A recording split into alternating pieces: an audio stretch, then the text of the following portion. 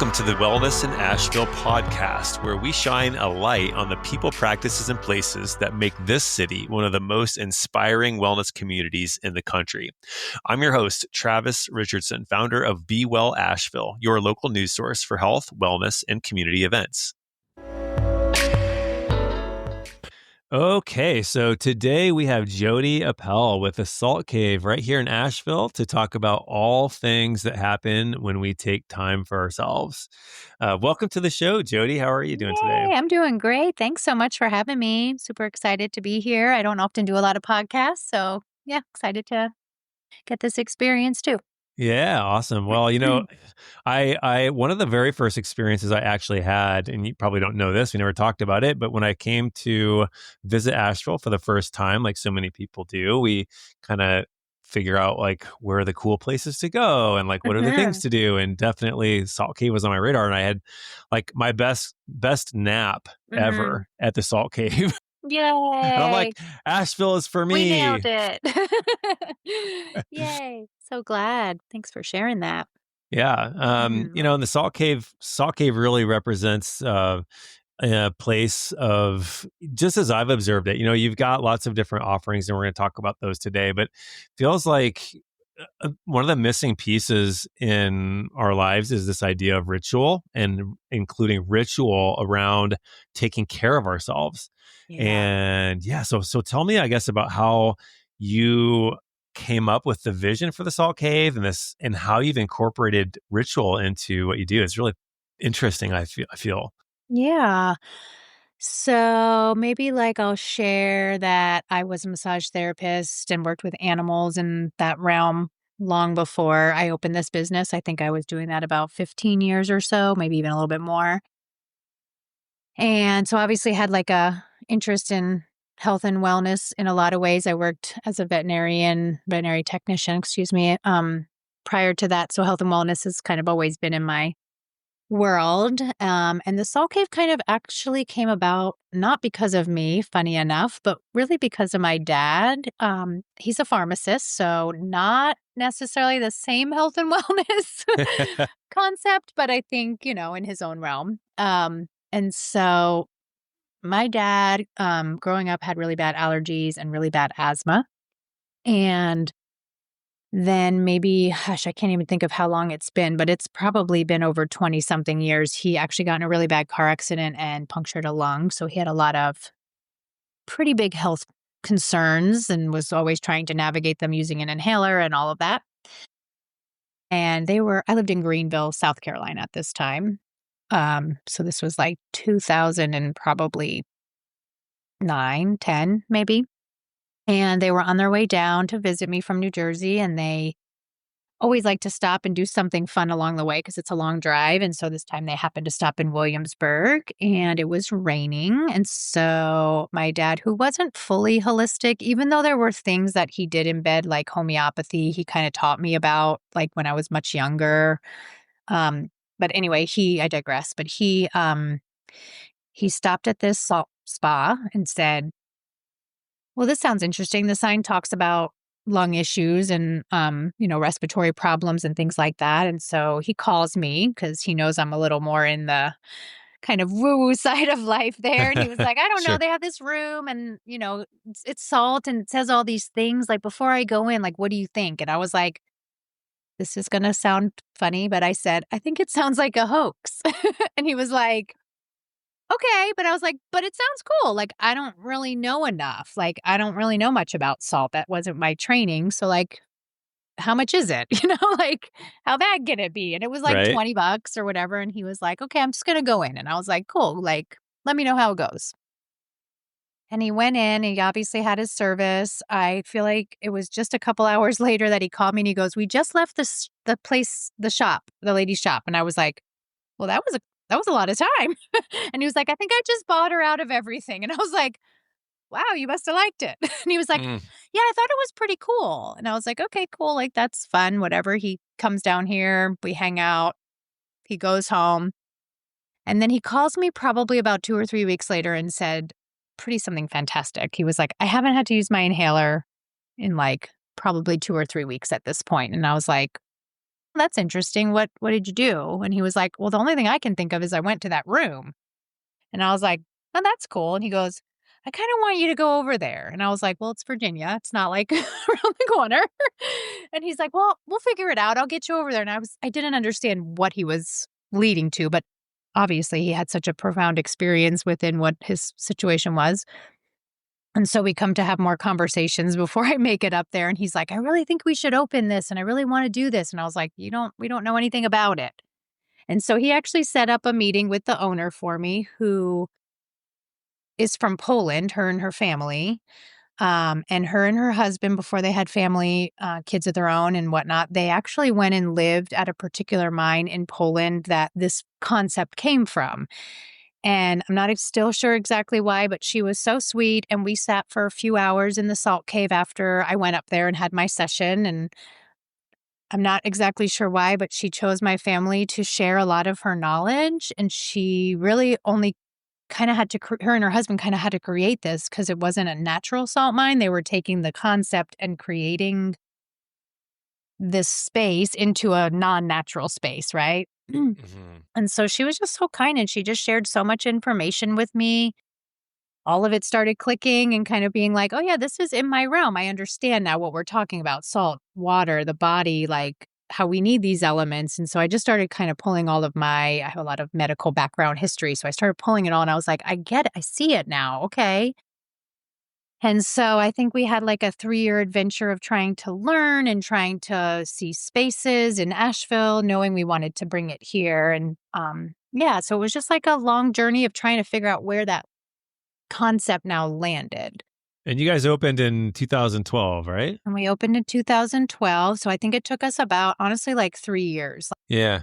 Collecting information, learning, finding a builder, picking her brain a whole lot because there wasn't really a lot of info. I have one book that was our information book that she shared, and there was no other information. So it was, two sweet ladies trying to figure out how to get information across. And if I can interrupt you real quick here, and the reason I want to do that is because in my notes for today's talk, I did write down, there was an Instagram post that I saw, maybe it was a few weeks ago, something, I think it's the same mine you're talking about, and I'm going to probably really trounce this pronunciation, but is it the Wieliczka Salt Mine? It's Wieliczka, and I probably butcher it too. Okay. I feel terrible too, but she said it enough times, but I'm pretty sure it's Wieliczka.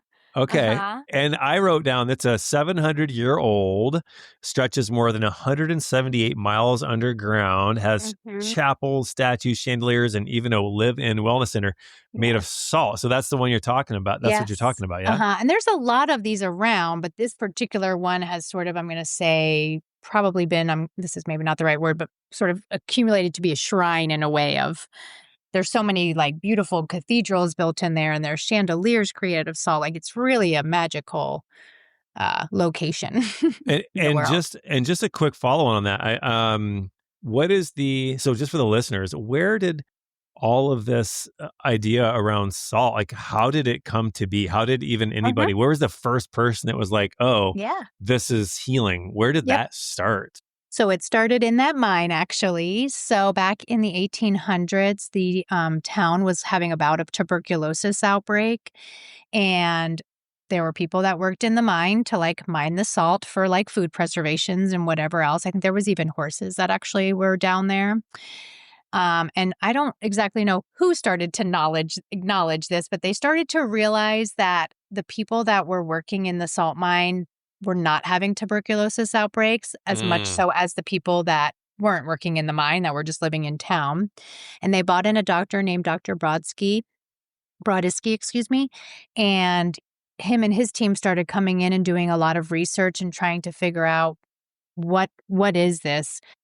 How is this helping? What is the concept here? And so they realized that the water and salt element that's found in nature, in all of nature, but really in this particular mine that they were studying, that we have that same chemical compound makeup within our bodies. So if you look at it on a cellular level, all of our cells are actually made of salt and water, and you need them to flow back and forth for thoughts and actions to happen. And so on a very cellular level, it's really important for us to function. And then for that mine, that was holding that same concentration as we have in our bodies or something very similar. That's what they've kind of come up with. And that was how the body was sort of staying in a homeostasis type of a situation. And so they just did a lot of research. And then I'm not exactly sure when the mine became a wellness center, but I do feel like it was pretty early on that they started allowing that center to start being built, knowing that information. Hmm. Yeah, I like anything that is sort of like systemic like that, where it's not a specific procedure, like some kind of Mm-hmm. invasive procedure. It's more like, oh, if you just breathe this concentration, the specific Mm-hmm. concentration of salt, like, and we know it naturally works for, it Mm-hmm. works for these people, it like works for everyone it's a Totally. human thing, right? I love that. Yeah, and an animal thing and, like, anything that has cells that need salt to, like, do what they do for sure. I feel like we don't. I Mhm. feel like we still don't understand the body and like what's going on half the time. We're still Yeah, like learning things as we go. I right? mean, So much so. so you have extensive travel. I know that you've been to places like Turkey, and then I know that you have. I don't know how many other hammams there are in Asheville, but you have one. Tell us We what that do. is and how that integrates Yeah, in sort of with the overall experience somebody can have at the Salt Cave. yeah. So, a hammam is like a traditional Turkish-Moroccan bathhouse experience, but the reality is there are a lot of bathhouse experiences throughout different cultures, and they're called different things. Americans sort of skipped the boat on that, and we kind of just went to our 7-minute quick shower and hurry up and get out the door. So a bathing ritual for a lot of different scenarios can look very differently, but like for our purpose here, it's about connection. It's about connecting in with community. It's about slowing down and washing away things that maybe no longer serve you. It's a ritual in cleansing kind of the spirit, maybe not just the body. It is a cleansing of the body, but I'd say even like spiritually, at least this is how I'll speak from my own personal experience when I utilize that service. I feel like it's a release of those energetics I carry around with me because there is sort of a treatment that happens that we teach you in there.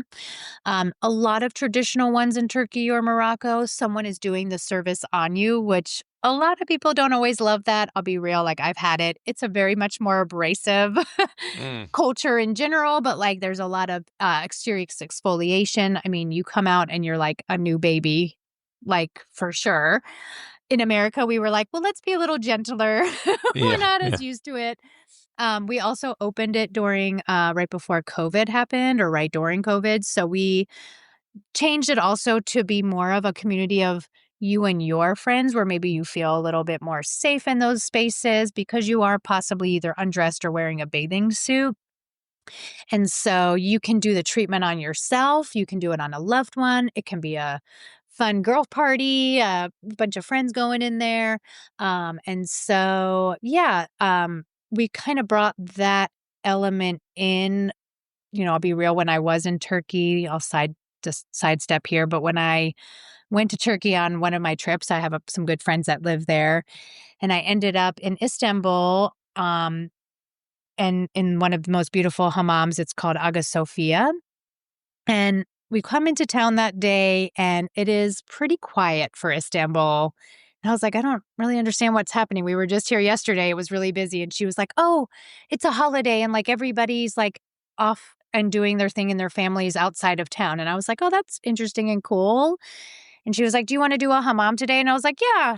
She didn't want to go. And I said, okay, I'm just going to go. Well, I ended up in this, I mean, magical space alone. I was the only person in there. And normally they're like, wow, like this place is packed full of people. So I think having the experience of it alone was so magical just to like really grasp what was happening in that space. Like I could really center myself around it. I then proceeded to go to many other hammams that have lots and lots of people in there and it has a different feel and a different vibe. And so yeah, so it's, the Salt Cave is our main service that we had starting out. And there's a lot of amazing benefits for the internal cleansing of the system, right, to balance that out. And adding the hammam sort of added a different type of a cleansing scenario or situation that felt two very separate things, but also like very much like in a wellness pattern of like crisscrossing them in a way that like centers the body in a little bit of a different way. So a lot of times we'll be like, go into the hammam and do that service and then go into the salt cave because you're open, your pores are open, you've washed away a lot of things. So now your body can really absorb what those minerals are while you Right. sit inside the salt cave. So there's a lot of like dual purpose that like kind of happens that I think like you were saying earlier, like we might not even know all the magic because of the Yeah. not knowing all the body. But so yeah, I know it was a little bit of a ramble, but hopefully I got some of Yeah. the answer there. Yeah. No, that's really cool. Yeah, it's kind of like you're just like having a massage and then getting a chiropractic adjustment. It's like Exactly. preparing the body for like what's next. Totally. And they're just symbiotic. They work well together, right? Where you're like, here are these two treatments. And then you can add a massage on if you want to, right? Like you can take it to the whatever level you want. We have lots of people that just come for the salt cave, lots of people that just come to do the hammam. And then we have people that love to do all of our services, which is sweet. So I'm curious. So you opened in 2012. It's Mhm. 2025 at the time of this recording. How have you seen wellness, this idea of wellness? I don't even know if wellness was an exact term back then or like Yeah, was like searched on. If you looked at Google's trends, I don't totally. know if it was searched on even in Google back then, but Probably not. now Yeah. it is. So how have things changed, I guess, in this business for you? Hmm. I feel like, yeah, that's a great question. The first thing that came to my mind is we used to be very mindful. This is like a little side shoot of it, but we used to be very mindful about the word meditation because we give you a little meditation inside one of the services. And I remember, gosh, I feel like probably only like in the last 2-3 years have I said like, we used to call it a guided relaxation because people think meditation, I have to work, right? I have something to do. I don't know if I know how to do it. I don't know how to meditate. And it's like, okay, we changed our words. And I'd say only recently have we almost pivoted to say, well, now meditation is sort of a more known term that it doesn't have this stigma of like, I have to do something. I have to know how to meditate. Like meditation can be painting and doing art or cooking, right? It can be so many things. It's just about centering yourself in whatever it is you're doing. So even that as a small step of just the shift of like how we word things or how we understand. So like, yeah, wellness, I don't think it was a word ever Googled realistically Right. and, Right. 10 years ago. Um, I think, as the world even changes today into like this, I'm going to say intelligent design system that's being created for us by, chat GBTs and AIs and all these things, I think there is a call of people, and I don't know if it's every single person, but I do think that there is a call of people that are just really wanting to re-tap into their bodies and wanting to be a little bit more conscious and aware and being present here and not being completely distracted by all of those other things. And I think that that has shifted over the years where I think, maybe 5 or 10 years ago, I don't know if we were all like, oh my God, we have to be on social media and do all these things. And like, I have to run my business this certain way on this computer program or whatever. And that sort of has taken us to a different level. So I think kind of bringing it back to like, people are looking, I think, for that like human connection and that wellness and Mm, really recentering into their body. Again, not everybody is right. in that forum, but I think the people that we call in are trying to find a way to keep coming back to their original home, if that makes sense. Yeah, no, it does. We just had a networking event last week, and we kind of was gauging people's interest and what they were looking for, what they wanted to get out of such a networking group, and there's just this clear call for more in-person events and collaborations with Mhm. people. I think people are looking for something that's real. They're looking for each other, to be honest. Which I find can I Yeah, go just ahead. say it? Yeah, I yeah, yeah. find it comical in a sense that we're all so like, I have my phone and I'm on my phone and I'm on my computer and I'm emailing, I'm texting. And yet like that is a conversation I feel like I hear a lot of I'm looking for human connection. Hmm. And it's like, it's so interesting that we want that so bad. And yet, I know you can't see this, but this phone is like distracting us. Yeah, I got mine Like right that's by the me as thing well. that's going like, wait, but you want connection and this thing is supposed to give it to us. But the reality is we only really get that when we're face to face, whether it's a computer Yeah. screen or real life. Like, that's what we're craving because we're kind of taken out of that space. And again, I'm sorry I interjected, but No, I think just it's an find it important. No, I think fascinating. it's an important topic, and I think you're one of the things I wanted to talk about, just touch on briefly, is this idea of social wellness, because social wellness is a top 2025 top 10 trend, Mhm. in is that there's this movement. If you look on Instagram, I'm seeing lots of movement toward doing things together Mhm. and doing. Uh, from everything from like mocktail parties, good, Mhm. like positive, good, like Sure. stuff, and things like coming to do a group session at a place like what Mhm. you offer. Like, I think there's Mhm. more of that, right? Isn't there a demand, as a strong demand for that now? I feel like it's getting there for sure. I think people are, like you said, kind of craving it. And I've had people come here in desire of that. Like, I want to find a community. And I'm like, okay, like, let's see what that looks like for you here. And so, yeah, I think it's shifting for sure. So what's left to be shifted? How do we get there? I could just go back to like we're just distracted humans. Like and it's a little, oh, it sounds negative and I don't mean it to sound, but it's a little bit Mhm. of that like laziness and like we're just like leaning into AI and we're really onto like, arguing on our phones about things. And that's kind of one of our values here is like, we don't want you on your phone. We don't want you distracted. And I know that's like a hard thing because it's so in our face right now. But like sometimes I'll look at like, I don't have children, but like the younger generation, like I have, I'm an aunt to a lot of people.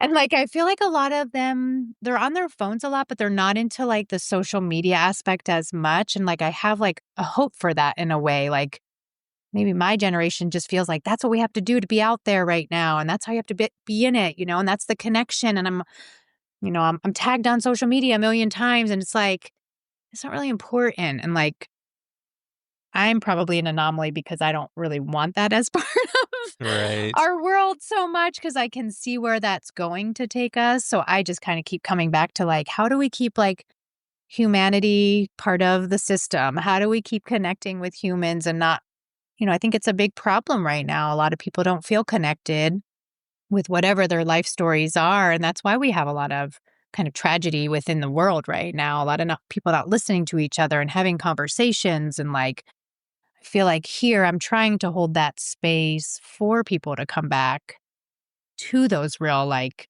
human connections and topics instead of just divisive or Mhm. distraction or whatever that is. So I think of that when you say that, you know, what is it that maybe needs to shift in that way? And I've probably not been going to be able to shift that at all, but at least in my little bubble, I want to shift Yeah. it. Well, like, as you were saying, as you were talking, I'm like, and then I'm like, okay, I just asked about what obstacles there might be. And I'm like, then I'm like, well, what would be the solution? And something just popped into my head.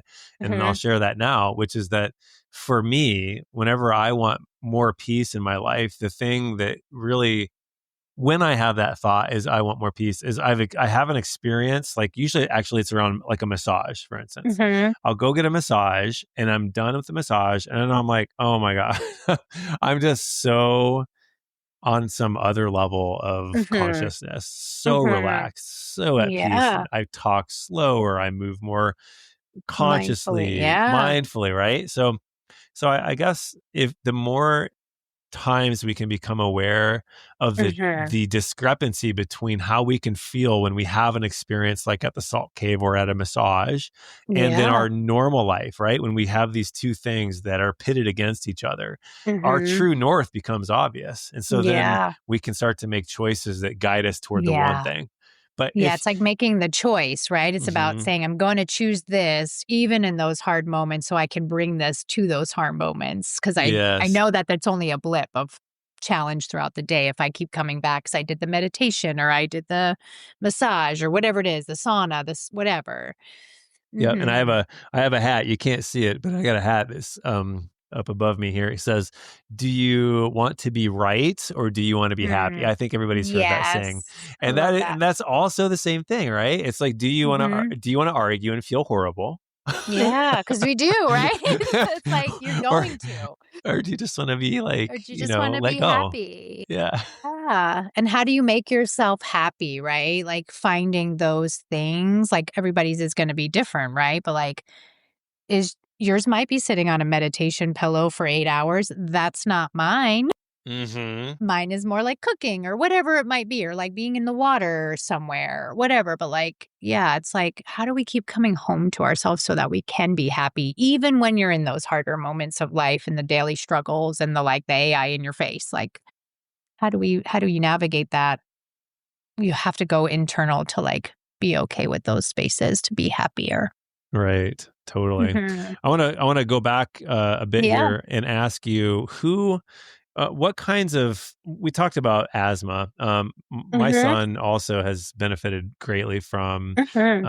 salt, is it halotherapy? What's the halotherapy? What's the So, technical term? halotherapy is like salt therapy as a generic term. We do Okay. something here called speleotherapy, which is in the umbrella of halotherapy, but because halotherapy has sort of taken over, halotherapy is a lot to do with dry salt air, where we use a moisture system, which is more natural to what's happening in nature because of all the water that happens in the earth. So we use a speleotherapy where we actually use water and salt within our model because that's what we're made of. So Oh. it's a little gentler on the body versus halotherapy, which can be maybe more considered a dry air system. Oh, But I okay. use it a little bit as an umbrella at this point because halotherapy has just taken off. Like, it's a little As a bit of term. a different model, but that's kind of the wording that kind of has taken off of what is salt therapy, let's say.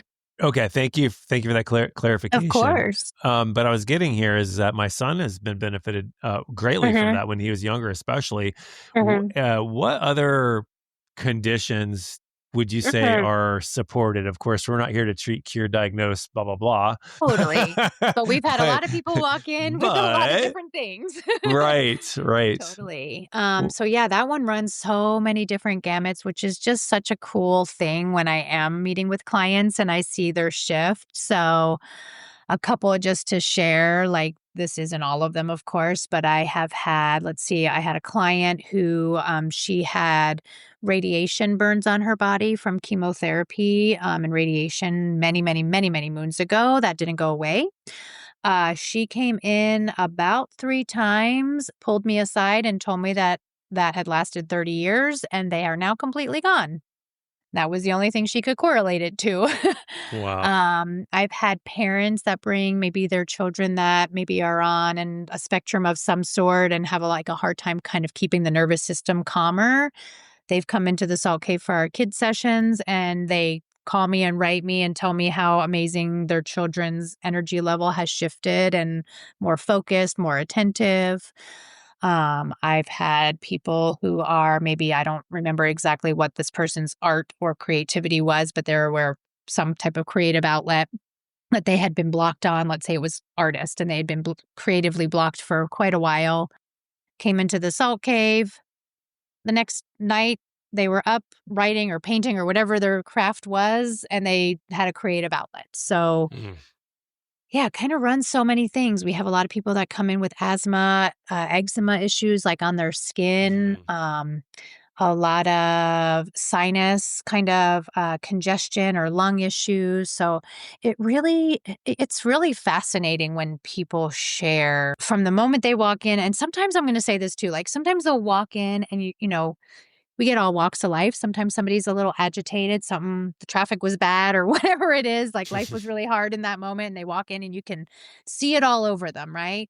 And even if I don't see like this massive shift of like, "Oh my god, those things went away in your world," like when they walk out of that space, they're a completely different person. Like Mm, completely. And they're like floating and you're like, "Huh, you just stepped away from your phone and sat in a salt room." Like how it like it's sometimes it's fascinating to me of just like how impressive that again, maybe it's the taking away the phone, maybe it has nothing to do with the salt, but like just to even sit in there for 45 minutes and just not be distracted and to breathe and to just slow the pace. Yeah. I mean, that Yeah. alone is just Yeah. a magic. I feel like for me, I've noticed. So I tried these compression boots by Mhm. these Normatec. People probably heard of these. The listeners have Normatec compression boots, and they're just like, for circulation. And I tried them. I liked them. I mean, I wasn't like, oh my gosh, I have to go out and get me some. But what it did, so it's like interesting because like what it did is it allowed me the space to lay down and just Mhm. relax. And Yeah. I fell asleep during the 30-minute session. And I was like, oh my God, this is reminding me yet again that I Mhm. and everyone else probably we don't give ourselves permission simply to just rest. And I was like, reminded again. Remember, like, when we were in kindergarten and we had nap time? That just made me Oh, think of that. I was like, can we we bring it all back? need a nap time. Like, Can we? that would so solve a lot of problems. A 30-minute Yes. nap, like midday, 2 o'clock. I want it back. I want it Let's back. do it. We got 20 minutes and we're gonna do it. I mean, isn't that what they do in Spain? Isn't that a siesta or something like that? Like, Right? don't We they need a do little that? siesta. We Oh need my to, like, God. close down everything. Maybe there's a tea and a nap that happens, or a tea and a walk, or whatever you need to do, but we all have a 30-minute decompress moment. Yeah, we need a It would 4 day. We be need a 4 day work week. We need a 4 day uh-huh. work week, and we need a nap per day. Like Per day, yeah. that's my thing. Mhm. I'm gonna run on Yes. that. I like it. Let's make it happen. I'm in. Yeah, totally. All right. Well, so like, what are you excited about in the future? Like, what are your plans? Are you feeling like you're sort of steady state and you're like good with that? Or you have expansion plans, services, collaborations? Like, what excites you for the next 5 years and Yeah. beyond? Yeah, I feel like we're moving through some of the Helene stuff, and some people are coming back to Asheville, which feels super lovely to see. I feel like this last couple weeks has been a little bit nicer watching people come in and out of town. We do have a couple of collaborations with some other local businesses that we like to collaborate with. Like, we're doing some breathwork classes. We've got in the works a little yoga, sunset yoga, and salt cave time that we're working on. Probably towards the holiday season, we usually do like a little event where we sort of give a sampling of all of our services so people can try us out in a way. Um, Probably something for the anniversary of Helene. We did a lot of like community type sessions where it was just opened up for people to come in and take a pause and a rest. So probably bringing something like that back, sort of around the maybe the anniversary timeframe, which will be coming up here shortly. So we haven't fully nailed those all down or what that will look like, but trying to be supportive to the community in that way. Um, and yeah, just kind of like really like bringing the business back up to where it was. We love getting our locals back in now that we've been out of downtown and the parking and all that stuff. So, Mm, just kind of trying to kind of keep that flow going of people knowing that, if they want to have a little bit of a nicer end experience with some unique services, to like give us a try and see if there's something that, intrigues you to slow down a little bit. absolutely. Well, Yeah. I love it at the Salt Cave. I've had my best massage ever Yay. there. I've taken my best nap ever. Yay. So, Nice. yeah, I'm a big I fan. love that. All right. Yeah. Well, let's do some rapid fire questions here for Okay. you. These are just short answer, just for Okay. fun here. So, what is your personal favorite self care ritual?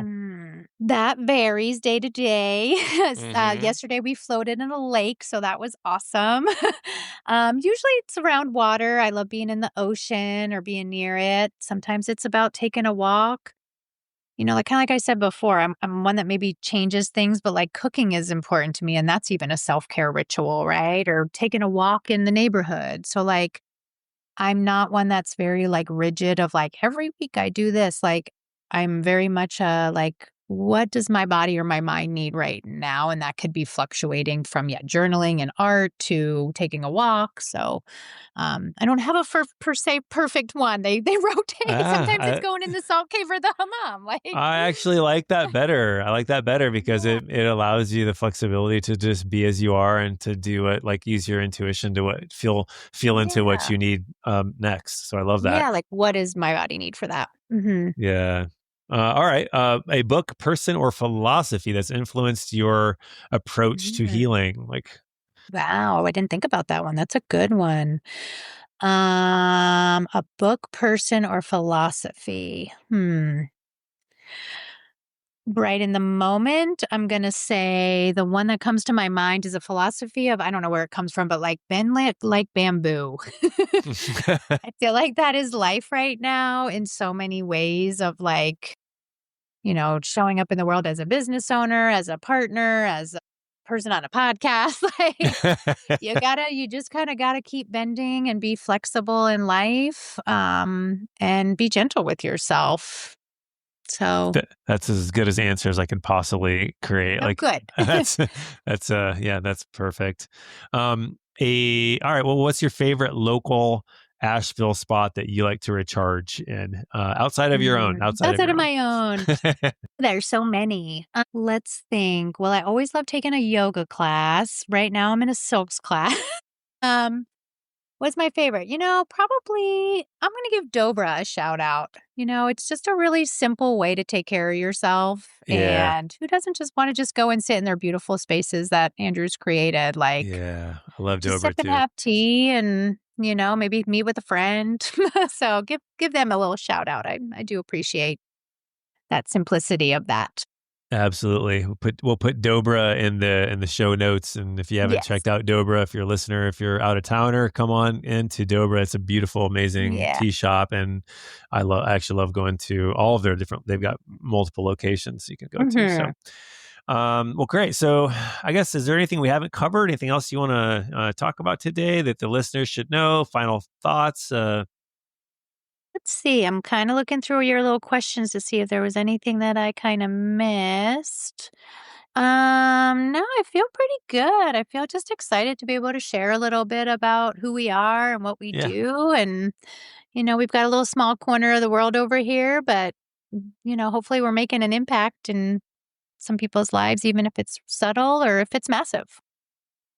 Yeah, I agree. Well, I think you're doing really great at the Salt Cave with all the things that you're doing and offering the people, not only the tourists that come in and want to have an experience, but even just for the locals to have a place that they can regularly go to. Because for me, Be Well Asheville wants to be a hub for and pushing more of our local community to become regular guests at places like the the Salt Cave, because I think it's important to do to take care of ourselves, not just on vacation, but as part of our daily lives. Totally.